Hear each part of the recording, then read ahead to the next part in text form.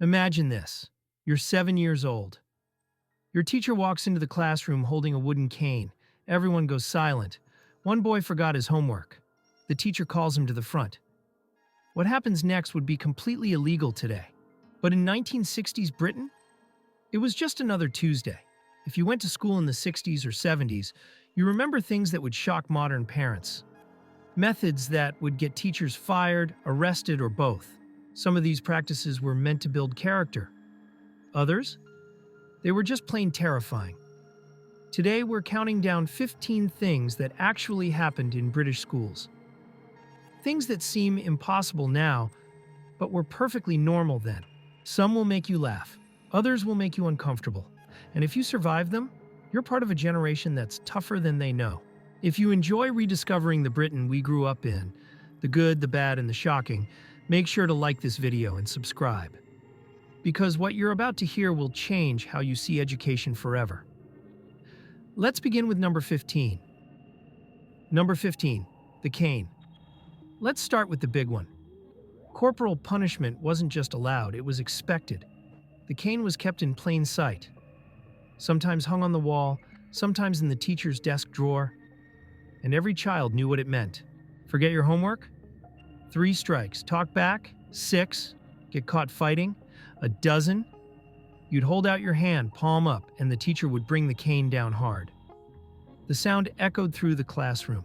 The pain was instant, sharp, burning. Your hand would swell, turn red, sometimes bruise. And here's the thing, parents supported it. If you got the cane at school and told your parents, you'd likely get punished again at home for misbehaving in the first place.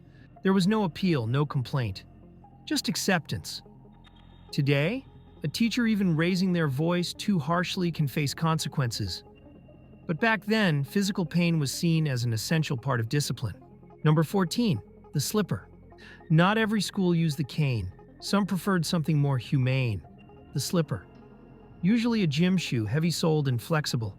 The teacher would bend you over and strike your backside in front of the entire class. The humiliation was often worse than the pain. Standing there, trying not to cry, while your classmates watched in silence. No one laughed, because they knew they could be next.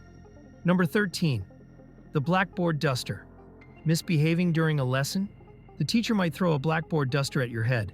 No warning, just a cloud of chalk dust and a solid wooden block flying across the room. If it hit you, it hurt. If it missed, it was a warning. Either way, the message was clear.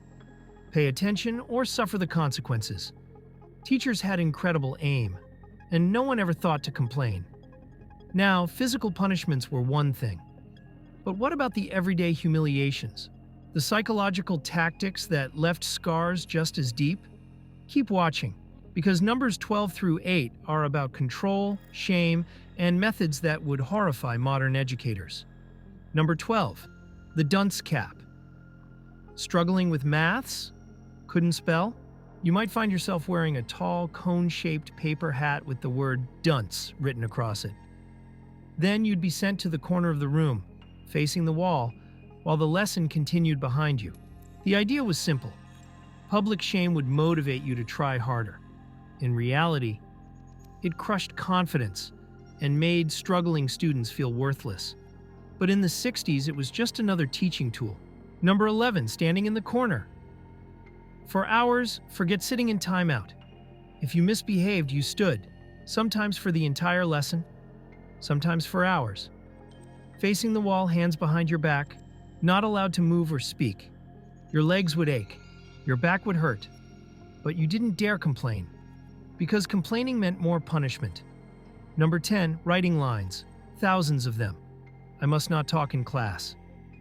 Write it 100 times, 500, 1,000. Your hand would cramp, your fingers would blister, but you kept writing. Some teachers checked every single line. If one was messy or wrong, you started again. It wasn't about learning. It was about obedience through exhaustion. Number 9, cold showers as punishment. Some schools, especially boarding schools, had a unique punishment: the cold shower. Misbehave, and you'd be marched to the showers, stripped down, and blasted with icy water for several minutes. No matter the weather, no matter the season, It was meant to shock sense into you. Today, it would be considered abuse. Then, character building. Number 8, being locked in cupboards. This one's hard to believe, but it happened. Disruptive students were sometimes locked in small storage cupboards, dark, cramped spaces, for extended periods. No light, no supervision, just isolation and fear. It was psychological punishment, and it left lasting damage on many who experienced it. Number 7, mandatory cod liver oil every morning, a spoonful of thick, foul-tasting cod liver oil. Teachers would line up students and force them to swallow it. Some kids gagged, some vomited, but everyone had to take it. It was supposed to be healthy, full of vitamins.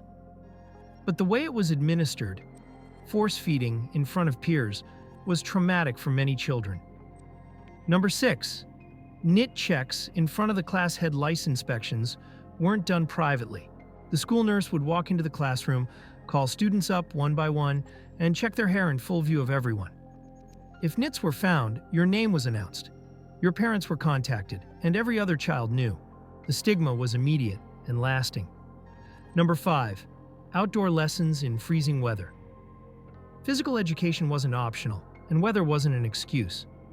Rain, snow, sleet. You were outside in shorts and a thin t-shirt. Some schools made children run barefoot on frozen grass, claiming it toughened them up. Hypothermia concerns? Not a priority. If you complained, you were called soft. Number 4, the 11+ exam pressure. At age 11, your entire future was decided by one exam, the 11+. Pass, and you went to grammar school, a path to university and success. Fail, and you were sent to a secondary modern school, often seen as second class. Teachers drilled this into students relentlessly. The pressure was immense. Some children were so terrified they became physically ill. And if you failed, teachers would openly say you'd wasted your potential. Number 3, public shaming for wrong answers.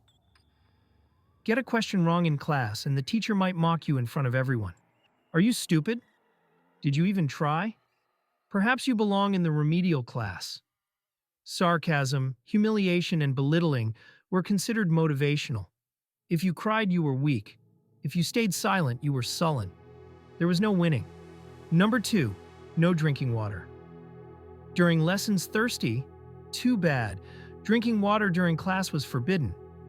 Some schools didn't even allow it during breaks unless you asked permission. Dehydration wasn't a concern, discipline was. If you fainted from heat or thirst, you were sent to the nurse, and then back to class.